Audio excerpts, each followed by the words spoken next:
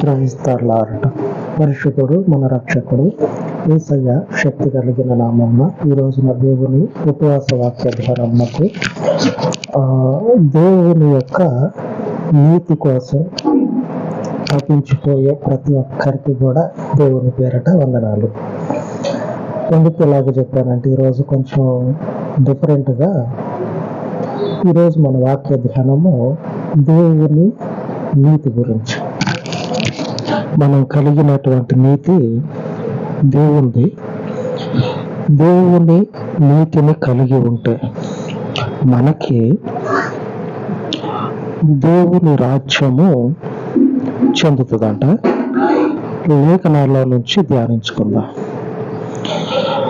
వాక్యంలోనికి వెళ్ళే ముందు ఒక మనవి ఏమిటంటే, మీకున్న ప్రార్థన అవసరతలని నాకు వాట్సాప్లో నుంచి సెండ్ చేసినట్లయితే, పంపించినట్లయితే మీ గురించి ప్రార్థించడం జరుగుతుంది. అలాగనే మీరు దీవించబడినట్లయితే, బహుగా దీవించబడిన నిమిత్తము మీ కానుకలు దేవునికి పంపించవచ్చు. దీవించబడినట్లయితే ఖచ్చితంగా దేవుడు మిమ్మల్ని దీవిస్తాడు. ఖచ్చితం అంటే ఖచ్చితంగా. మొదటిగా ఈ వాక్యాలను అనుసరించి ఆ వాక్యానుసారంగా జీవితాన్ని మార్చుకోవడంతో పాటు ఈ ప్రార్థనలను అనుసరించినట్లయితే ఖచ్చితంగా దీవించబడతారు. నేను అది గట్టిగా చెప్తాను. ఆమేన్. ఇకపోతే ఈరోజు మన వాక్య ధ్యానము మొదటిగా ఆదికాండము 4వ అధ్యాయము 4వ వచనంలో ఏం జరుగుతా ఉన్నదంటే, మనకి పొలం బ్యాక్గ్రౌండ్ ఉంటే, వ్యవసాయం బ్యాక్గ్రౌండ్ ఉంటే, ఈ వ్యవసాయం చేసినప్పుడు మనకి వచ్చేటువంటి పంటలో మొట్టమొదటి ధాన్యం కావచ్చు, లేకపోతే ఏది పండిస్తామో అది తీసుకెళ్ళి దేవునికి అర్పణగా ఇస్తాం. అందులో తాలు ఏది కొంచెం ఈరోజు రేపు ఖరాబ్ అవుతుంది అనుకునేది కాకుండా మంచి నిగనిగలాడేది, మంచి చూస్తే మంచి పెటపెటలాడుతూ ఉండాలి. ఆ గింజ లోపల గింజ బట్టి బాగా చూడటానికి పెటపెటలాడుతూ ఉండాలి.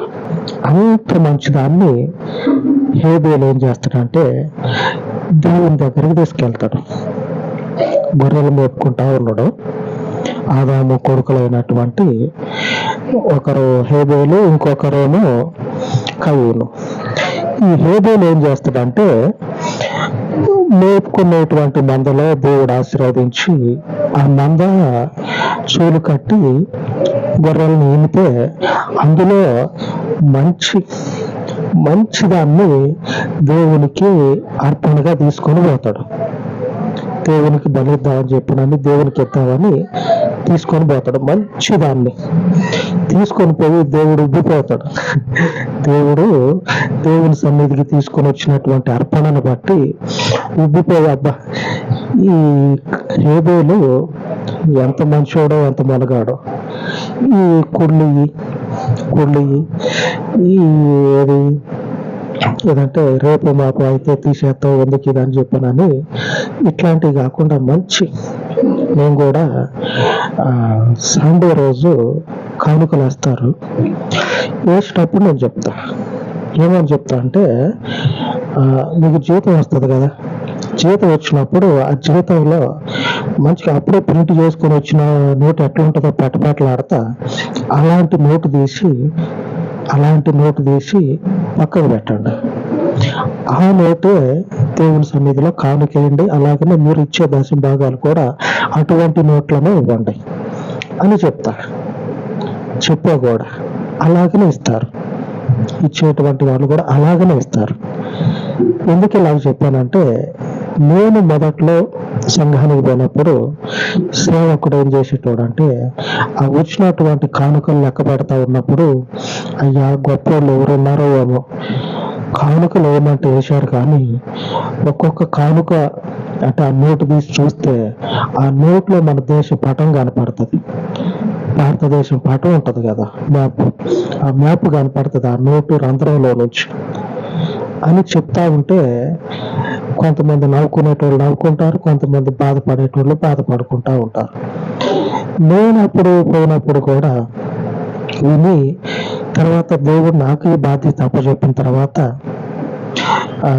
ఇంకొక దిక్కు పోదాం అనుకుంటే ఇంకొక దిక్కు దేవుడు తీసుకొచ్చినటువంటి ఇటువైపు ఆ రోజు సేవకుడు అట్లా చెప్పింది కదా, మరి దేవునికి రంధ్రాలు పడ్డాయి ఎందుకు? మ్యాప్లు మనుషులు కనపడేటువంటి నోట్లు దేవునికి ఎందుకు? మంచి మంచి నోట్లు ఇవ్వండి అని చెప్పేది. అలాగనే ఇస్తారు. హేబేలు కూడా వచనం చదువుకుందాం. ఆదికాండము 4వ అధ్యాయము 4వ వచనం. హేబేలు కూడా తన మందలో తొలిచూలున పుట్టిన వాటిలో క్రొవ్విన వాటిని కొన్ని తెచ్చెను. యెహోవా హేబేలును అతని అర్పణను లక్ష్యపెట్టెను. దేవుడు తెచ్చినటువంటి అర్పణని చూసి మురిసిపోతా ఉన్నాడు. అంటే ఆ అర్పణ మీద దేవుని యొక్క ఆశీర్వాదం ఉంది. దేవుని ఆశీర్వాద అర్పణ మీద ఉంది. చూసి హేబేలు గురించి దేవుడు సాక్ష్యం చెప్తా ఉన్నాడు. ఏమని సాక్ష్యం చెప్తా ఉన్నాడంటే హేబేలు నీతిమంతుడు, కయ్యూను నీతిమంతుడు కాదనే కదా అర్థం. అంతే మరి. దేవునికి సంబంధించినటువంటి విషయాలలో ఏ మాత్రం తగ్గకుండా ముందు నిలబడినటువంటి వాళ్ళు నీతిమంతులు అని చెప్పనని లేఖనాల్లో రాయబడి ఉన్నది. నీతిమంతులని ఈ విషయాన్ని దేవుడు మత్తయి సువార్తలో 23వ అధ్యాయము 34-35 వచనాల్లో రాయబడ్డది. 34వ వచనంలో ఇలాగ రాయబడ్డది. అందుచేత ఇదిగో నేను మీ వద్దకు ప్రవక్తలను, జ్ఞానులను, శాస్త్రులను పంపుచున్నాను.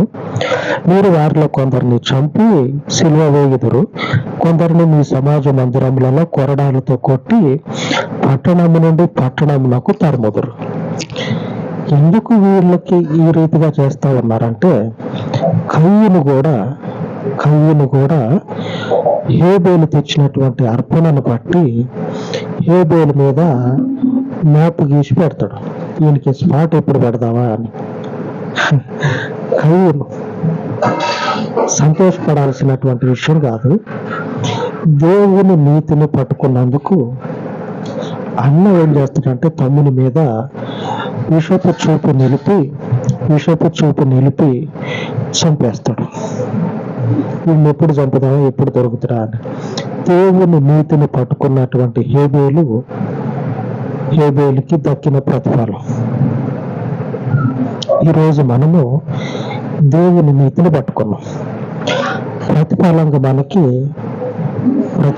మనకి దేవుడు పరలోక రాజ్యాన్ని ఇస్తానని వాగ్దానం చేస్తా ఉన్నాడు. దేవుని నీతి మాత్రమే. ఇక్కడ ఏముంది? హేబేలు దేవునికి మంచి అర్పణ తీసుకొని పోయి నీతిమంతుడిగా ఉన్నాడు. నీతిమంతుడిగా ఉన్నాడు. దేవునికి ఆ పని చేయటం వల్ల నీతిమంతుడిగా మారిపోయాడు. అటు తర్వాత యేసు ప్రభు వారు చెప్తా ఉన్నాడు, శాస్త్రులు, ప్రవక్తలు, అలాగనే జ్ఞానులు వీళ్ళందరినీ కూడా మీ దగ్గరకు పంపిస్తే మీరేం చేశారంటే, ఈ కయ్యూను ఎలాగైతే హేబేలును చంపేసిండో మీరు కూడా దేవుని నీతిని బతకనివ్వకుండా చంపుతా ఉన్నారు. బతకనివ్వట్లే మీరు. ఈ దేవుని నీతిని పట్టుకున్నటువంటి వాళ్ళు భౌతికంగా చనిపోయారేమో కానీ దేవుని నీతి చేత నింపబడి వాళ్ళు ఇప్పటికీ ఉన్నారు. కాబట్టి రేపటి రోజున కూడా దేవునితో రాజ్యం చేస్తారు. ఆయన రాజ్యంలో. ఈ కయ్యూను అన్నాడు కదా, నేను తరుము కొట్టిన పూలి మేర దాకా ఉరికిచ్చి కొట్టిన దేవుని నీతిని ఎవరైతే పట్టుకున్నారో వాళ్ళని అని సంకల్పొద్దుకునేటువంటి కయ్యూనికి దేవుడు ఏం చేసిండంటే దేశ దిమ్మరుగా ఉండని శాపం పెట్టి దేశ దిమ్మరుగా ఉండేటట్లుగా ఆ తర్వాత రోజుల్లో కయ్యూనుని దేవుడు ఏర్పాటు చేసి పెట్టాడు.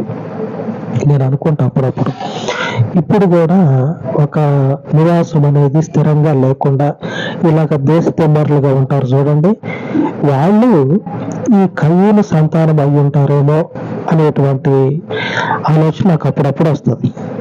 ఎందుకంటే దేవుడు శాపం పెట్టిండు కయ్యూనికి, నీవు దేశ దిమ్మరుగా అయ్యి తిరుగుతూ స్థిర నివాసం ఉండదు.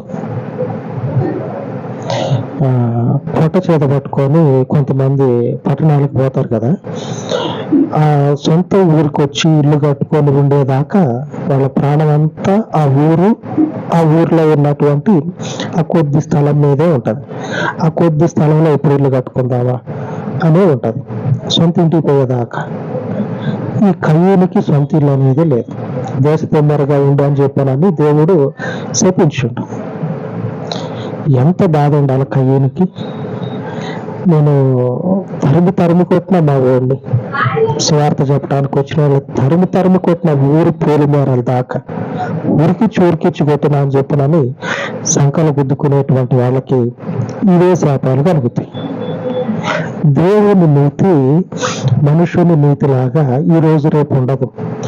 అది శాశ్వత కాలము ఉండేది, అలాగనే ఆయన రాజ్యంలో నిలబెట్టేది. ఆ నీతిని ఈరోజు మనం కలిగి ఉన్నాం. అదే నీతిని ఈరోజు మనం కలిగి ఉన్నాం. ఆ తర్వాత వచ్చిన చూడండి, మీకు వాక్యం అంతా అర్థమవుతుంది. మత్తయి సువార్త 23వ అధ్యాయము 35వ వచనంలో, నీతిమంతుడైన హేబేలు రక్తము మొదలుకొని బలిపీఠమునకును దేవాలయమునకును మధ్య మీరు చంపిన బరకియా కుమారుడగు జకర్యా రక్తము వరకు భూమి మీద చిందింపబడిన నీతిమంతుల రక్తం అంతయు మీ మీదకి వచ్చును. నేను ఏమన్నా ఇబ్బందులు పెట్టానా స్వార్థ చెప్పేటోళ్ళకి, ఏమన్నా దేవుని మనుషులకి ఎంత శాంతి లేకుండా చేశానా అని సంకలు కుద్దుకొని ఎగిరి పడతారు చూడండి, వాళ్ళ మీదకి ఈ నీతి మంతుల యొక్క శాపం వచ్చి పడుతుందంట. ఎందుకో తెలుసా? ఈ నీతి మంతుల నీతి ఆకాశంలో ఉన్న దేవుంది, నీది నాది దేవుని నీతి. ఈ నీతిని కలిగి ఎప్పటికీ ఉందాం.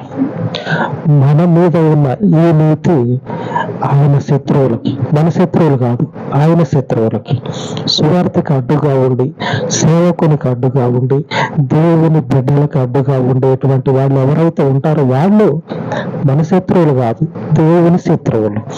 వాళ్ళ మీదకి ఈ నీతిమంతుల యొక్క రక్తాపరాధము వస్తుందంట.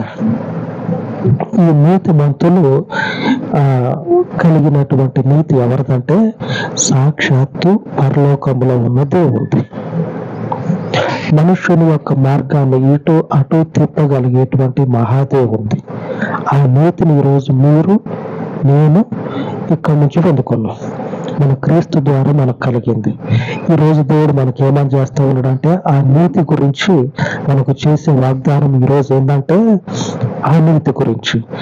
మత్తయి సువార్త గ్రంథము 5వ అధ్యాయము 10వ వచనంలో రాయబడ్డది. అందులో మంచి మాట ముందు ఒకటి చెప్తా, తర్వాత ఇంకోటి. పరలోక రాజ్యం నీతి. నా నీతిని కలిగి ఉన్నారు కదా, హేబేలు దగ్గర నుంచి ఆ బరకియా కుమారుడు అయినటువంటి జకర్యా రక్తం వరకు వాళ్ళందరూ నా నీతినే పొందుకున్నారు. నీతిమంతులు వాళ్ళు. దేవుని రాజ్యం ఎవరిది? నీతిమంతులది. మనం అందరం దేవుని రాజ్యానికి వారసులు. 10వ వచనంలో సెలవిస్తా ఉంది, చదువుకుందాం. ఈరోజు మన వాక్య ధ్యానము, దేవుడు మనకిచ్చిన వాగ్దానము. నీతి నిమిత్తము హింసింపబడి వారు ధన్యులు, పరలోక రాజ్యము వారిది. హేబేలు మొదలుకొని జకర్యా వరకు, జకర్యా నుంచి యేసుక్రీస్తు ప్రభు వరకు, యేసుక్రీస్తు ప్రభు నుంచి మన వరకు.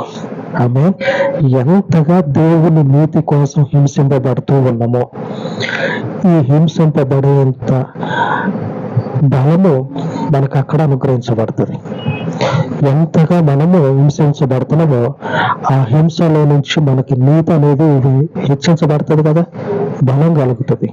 ఈ బలం అంతా మనల్ని పరలోక రాజ్యానికి చేరుస్తుంది. ఆమె మనది దేవుని రాజ్యం, ఎందుకంటే ఆయన నీతి మన మీద ఉన్నది. క్రీస్తు రక్తంలో నుంచి, ఆయన ఇచ్చినటువంటి వాక్యంలో నుంచి, పవిత్ర లేఖనాలలో ఉన్నటువంటి ఆ వాక్య సారాన్ని మనము అణువున నింపుకొని ఆయనతో నడుస్తున్నాం కాబట్టి ఈ నీతి మనల్ని ఏం చేస్తుందంటే సరాసరి ఆయన కుర్చీ మీదనే కూర్చోబెడుతుంది. ఇట్రా ఇక్కడ కూర్చో, అట్లా కాదు, ఇక్కడ రా, ఎన్నో కూర్చో. దేవుని సింహాసనము కుమారుడిది. తండ్రి సింహాసనం ఎవరికి? కుమారుడికేగా. పక్కనోడికా? కుమారుడికే. మనమందరము ఆయన కుమారులు కాబట్టి ఆయన కుర్చీ మంది. ఆమె ఆ సింహాసనము కొరకు ఈ నీతిని నిలుపుకుందాం. ఆమె అలాగే ప్రార్థించుకుందాం. పరిశుద్ధుడా, సకల శరీరులకు నీ నీతిని అనుగ్రహించినటువంటి ఉత్తముడమైనటువంటి తండ్రి, అమూల్యమైనటువంటి నీ పాదముల యొద్ద ఈ ఉపవాస దినమందు అయ్యా, ఈ పరిచర్యలో నీ నీతి చేత స్వార్థను ప్రకటిస్తూ ఉండగా అనేకులయ్యున్న వారు ప్రాంతము నుంచి నీ సన్నిధికి చేర్చబడుచున్నటువంటి ప్రతి ఒక్కరికి వారి జీవితాలలో నెమ్మదిని, నీ గొప్ప కాపుదలను, నీ నీతి నిమిత్తము నీ గొప్ప కాపుదలను అనుగ్రహించి నీ బిడ్డలను స్థాపించండి. ఎక్కడైతే అవమానించబడ్డారో, ఎక్కడైతే బలహీనతలకు గురయ్యారో, అవమానించబడినటువంటి స్థలములో బలము పొందుకొని వారి జీవితము తిరిగి తండ్రి పుంజుకొని నీ రక్తము చేత కడగబడి ఉండగా దీవించబడుటకు, ఆశీర్వదించబడుటకు, విస్తారమైనటువంటి కృపాక్షేమముల చేత నీ పరిశుద్ధ సన్నిధిలో నిలుచుటకు నీవు ఇచ్చినటువంటి ఈ గొప్ప నీతిని నీ బిడ్డలకు శాశ్వత కాలము స్థాపించమని, నీ గొప్ప కాపుదలను తండ్రి నీ బిడ్డలకు శాశ్వత కాలం అనుగ్రహించమని ఈ సజీవమయ్యున్న నామమునకు ఈ ఉపవాస మనవులు ప్రతిష్ఠించి యేసుక్రీస్తు నామమున వేడుకొనుచున్నాను తండ్రి. ఆమేన్, ఆమేన్.